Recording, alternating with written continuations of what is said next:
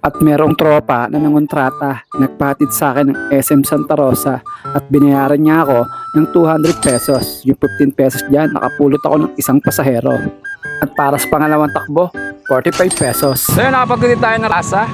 Tatlong pasahero, 45. Let's go! At sa ika-apat kong takbo, 50 naman ang nakuha ko. 45 pesos naman para sa ika-limang takbo. At pagsapit ng alas 12, hindi na ako umuwi ng bahay. Bumili na lang ako ng chicken pastil at dito ko na rin kinain sa kanto. Tapos banat uli, 50 pesos. At nasunda kagad yan ng 60 pesos. Mabilis yung pila kaya nakatakbo kagad tayo, 50 pesos. Nakapagatid naman ako sa may tulay, 65 pesos, dalawang tao. Pahinga lang ng konti, pagkatapos bakbak ulit at nakapagatid tayo ng highway, 80 pesos. At ang pampinalang takbo, 50 pesos.